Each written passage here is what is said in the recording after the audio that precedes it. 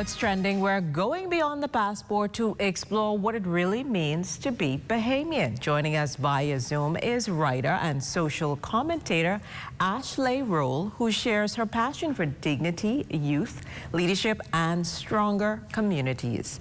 We're breaking down the Bahamian citizenship test, why it matters, how it connects us, and what it says about our shared future.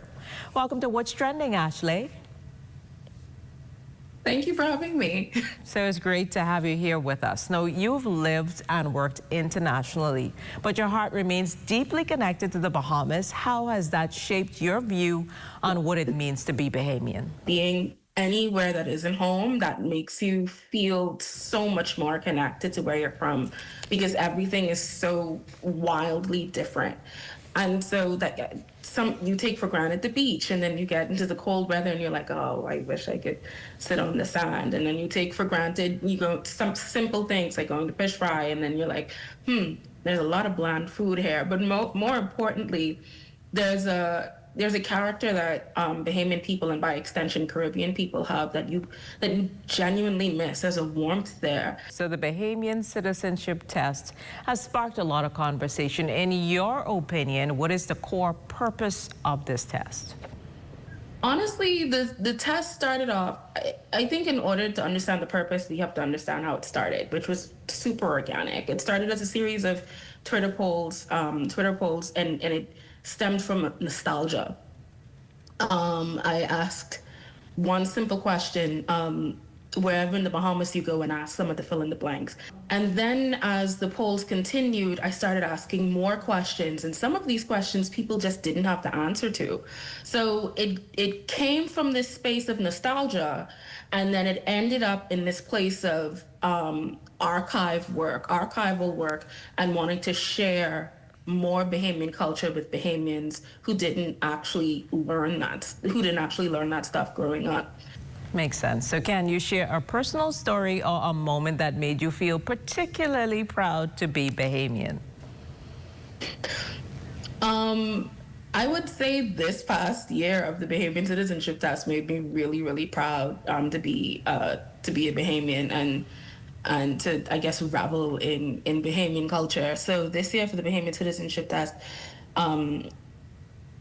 we sometimes are in silos when we answer these questions, but this year the team came together and thought to create houses for the Bahamian citizenship test this year.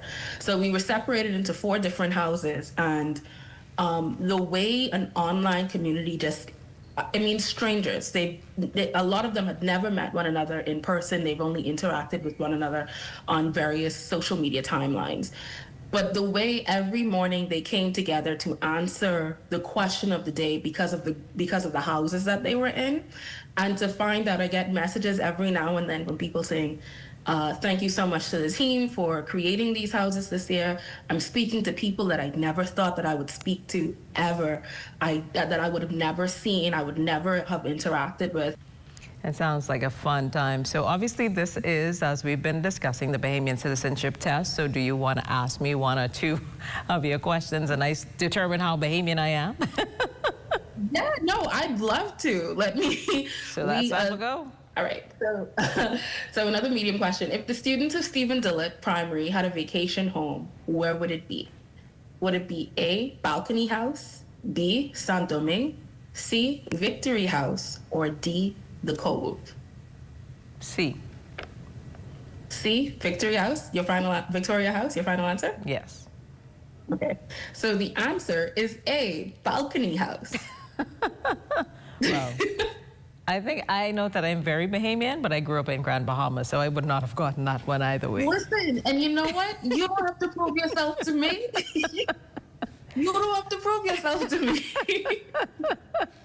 Thank you so much, Ashleigh. It's been a lot of fun chatting with you today. Obviously, this is something that you're passionate about. So being Bahamian definitely goes beyond just a test. It's about dignity, community, and a shared vision. So to everyone watching, our strength is in our unity and the pride we carry. So definitely thanks again, Ashleigh. Thank you so much for having me.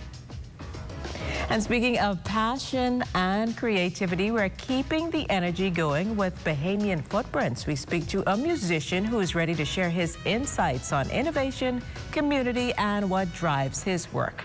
That's right after the break.